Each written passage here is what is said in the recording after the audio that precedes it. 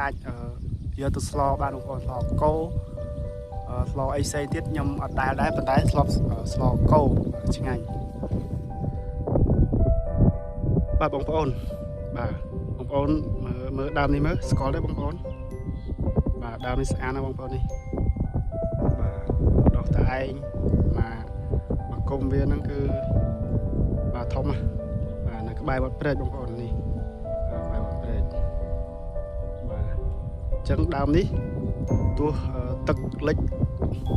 បាទទឹកលិចពាក់កណ្ដាលដើមវាក៏អត់ងាប់ដែរបងប្អូនបាទពួកអីវាយើងអាចហៅថារុក្ខជាតិទឹកដែរបងប្អូននេះបាទអត់ងាប់ទេអញ្ចឹងទឹកខែវស្សាបាទទឹកឡើងនេះត្រឹមកអីបងប្អូននេះបាទអញ្ចឹងដើមនេះស្អាតណាស់អញ្ចឹងបងប្អូនស្គាល់អត់បងប្អូនបាទដើមនេះគឺស្លឹកវាអាច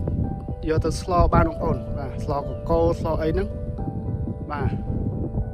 ខាងស្រុកខ្ញុំគេស្លបាទឆ្ងាញ់ហើយបាទមានបងប្អូនស្គាល់អត់ទេបាទដើមហ្នឹងគឺគេយកទៅស្លបាទស្លឹកខ្ចីហ្នឹងអញ្ចឹងបងប្អូនទៅមើលឲ្យចិត្តតិចបងប្អូនបាទស្អាតណាស់បងប្អូនដើមហ្នឹងបាទមើលរឹសវាបងប្អូននេះស្អាតបាទរឹសវាស្អាតហ្មងទៅមកឡូយហ្មងធំច្រើនណាស់មកគុំហ្នឹងដល់មើលដល់លើសត្វឡាបងប្អូននេះបាទមិនអីទេគឺដុល្លារតែហ្មងបាទ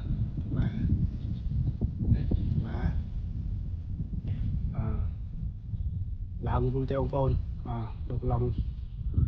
មានលើគ្នាសត្វដុល្លារតែហ្មងបាទចឹងដើមហ្នឹងយើងអាចស្លឹកវាអាចយកទៅស្លបានបងប្អូនបាទស្លជាស្លកោស្លអីហ្នឹងបាទស្អាតនៅតាមព្រែកទេសភាពស្អាតទេបងប្អូនបាទមើលនេះទេសភាពខ្យល់មកវិញល្បិចទៀតបាទស្អាតទេសភាព